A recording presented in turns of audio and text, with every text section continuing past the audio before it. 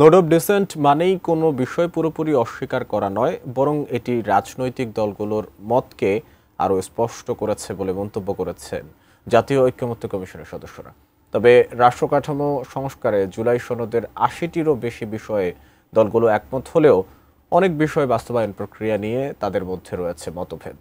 বিস্তারিত জানাচ্ছেন আরাফাত সিদ্দিকী। দেশের ৩০টিরও বেশি রাজনৈতিক দল ও জোটের সঙ্গে প্রথম ধাপের আলোচনাতেই প্রায় ৬২টি বিষয়ে ঐক্যমত প্রতিষ্ঠায় সক্ষম হয়েছিল জাতীয় ঐক্যমত্য কমিশন। রাষ্ট্রকাঠামো সংস্কারের ১৯টি মৌলিক বিষয়ে ঐক্যমত্য প্রতিষ্ঠিত হয় দ্বিতীয় ধাপের আলোচনায়।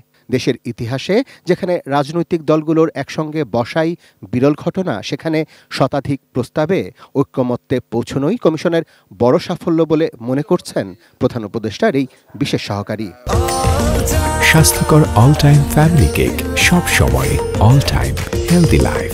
এটা অভাবনীয়। বাংলাদেশের যদি আমরা গত ৫৩-৫৪ বছরের ইতিহাস পর্যালোচনা করি, রাজনৈতিক দলগুলো সবাই এক জায়গায় বসে দিনের পর দিন আলোচনা করে এতগুলো বিষয়ে একমত হয়েছে, এটা নজিরবিহীন। এটা অনেক বড় অলরেডি অর্জন হয়ে গেছে আমাদের। তবে তাতে বেশ কিছু বিষয়ে নোট অফ ডিসেন্ট বা দ্বিমত থাকায় প্রশ্ন উঠেছে, ভবিষ্যতে এই ঐক্য কতটা কার্যকর থাকবে।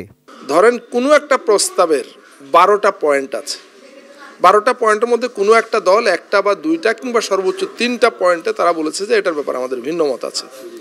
তাদের ওই ভিন্নমত সহই এগুলোকে ঐক্যমত্য হিসাবে গ্রহণ করা হয়েছে এবং এটা জাতীয় সনদে এগুলো অন্তর্ভুক্ত থাকবে এবং ভিন্নমত সহই সনদে স্বাক্ষর হবে। এটা ঐক্যমত্য কমিশনের সদস্যরা বলছেন, ভবিষ্যতে কোনো দল যাতে স্বৈরাচার হয়ে উঠতে না পারে, জাতীয় সনদ মূলত তারই রক্ষা কবচ, যার বাস্তবায়নের দায় কমিশনের নয়, তবে রাজনৈতিক দলগুলোর অনুরোধে তারা দায়িত্ব নিয়েছেন।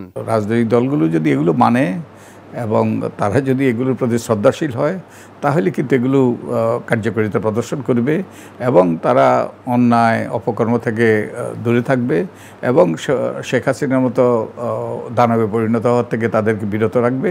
আর তারা যদি এটা না মানে, তাহলে ওই যে আমাদের কপালে আবারও সেই স্বৈরাচারী শাসন থাকবে এবং তার পরিণতিও মঙ্গলকর হবে না।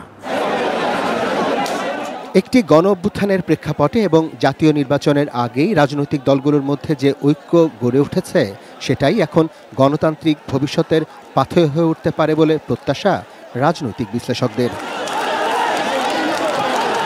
Arafat Siddiqui, ATN news, Dhaka.